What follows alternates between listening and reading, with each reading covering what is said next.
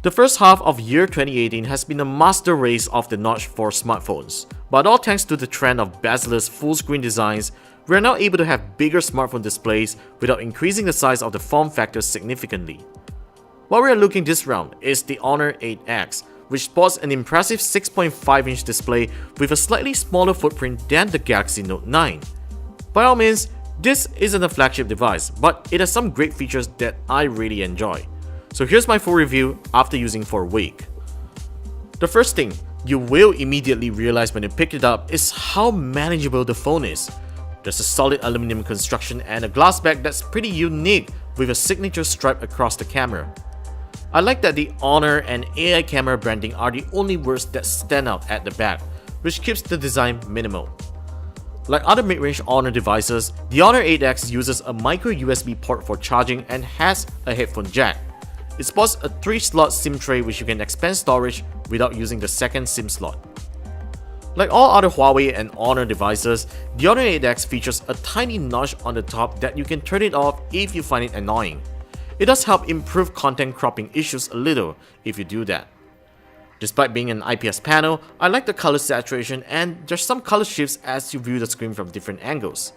Brightness and outdoor screen visibility is acceptable. The Honor 8X is powered by Huawei's Kirin 710 processor.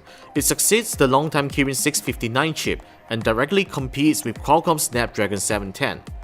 Performance is also supported by 4GB of RAM and the phone has 64GB of storage, which should be sufficient for most folks.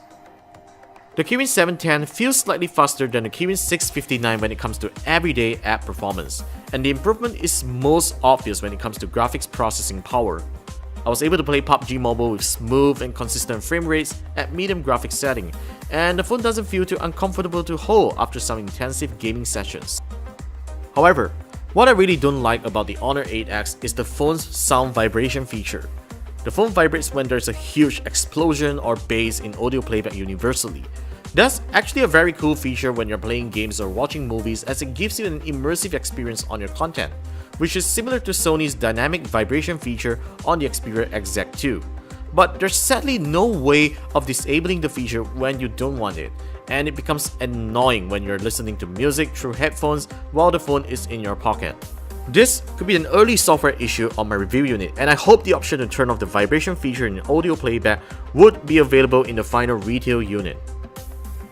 The Honor 8X's main camera comprises of a 20MP f1.8 sensor supported by a secondary 2MP depth sensor.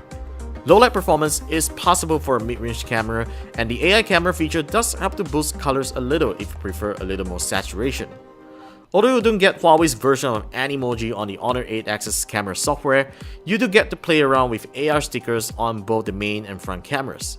And speaking of selfies, the Honor 8X has a 16MP camera just for that, and it supports HDR, which helps improve the dynamic range of selfies when shooting against the backlight. To power a larger display, the Honor 8X comes fitted with a larger 3750mAh battery. Coupled with the more efficient Kirin 710 processor, the phone is able to last a full day of intensive use similar to its predecessor.